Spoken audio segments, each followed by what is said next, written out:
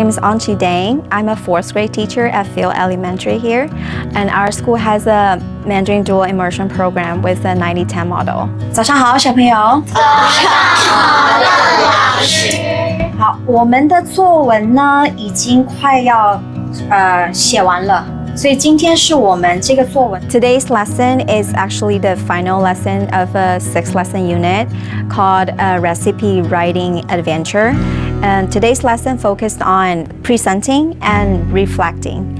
So at the beginning, students share their final drafts with their peers through a share and pair activity. 我的婆婆是从越南来的。My favorite part of the lesson today is sharing with my partner because it was really fun and you get to learn about other people's dish and other people get to learn about your dish. We did this cultural food project where you choose a food to show how to make it and teach kids in our class all about it. And then I show them one video of students who record themselves at home when they're making the food and explaining the steps in Mandarin to remind them about this whole project so that at the end we could focus on working on a reflecting form. They thought about what they have learned, what they have enjoyed so far about this project. My students come from a very diverse linguistic and cultural backgrounds, and the linguistic gap is quite big.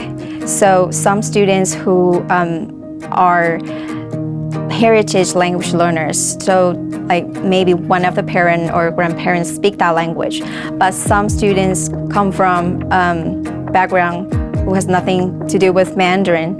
So in my class, I use a lot of modeling and scaffolding. I use visuals, sentence frames. I provided them vocabulary list, and I asked them to draw first and then talk about the drawing with their partner. So I believe if they can say it, then they're able to write it. And I have classroom routines like peer and share, turn and talk to make sure the content is accessible for every single student.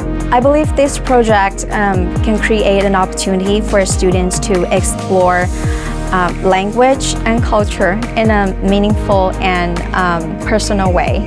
Because food is such an important part for every family and culture. And it's not just about ingredients or recipes. It carries on family traditions and history and love. I believe through this opportunity, they can gain a sense of their own identity. I learned the Vietnam culture and I also learned how to make this dish. I enjoyed making this dish with my grandma. So the last step of this whole project is presentation. So I would spend time to show the videos they recorded on Seesaw. They record themselves making the food and explain the steps in Mandarin.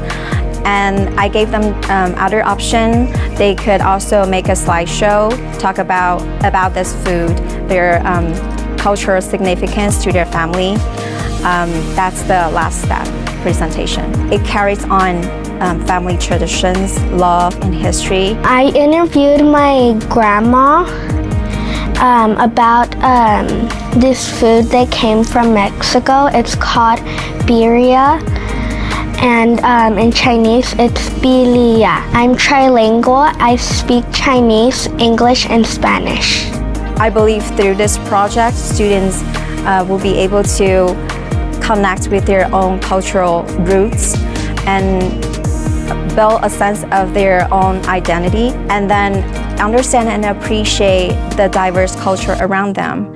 And as a teacher myself, I enjoy it because I get to know about my students' backgrounds.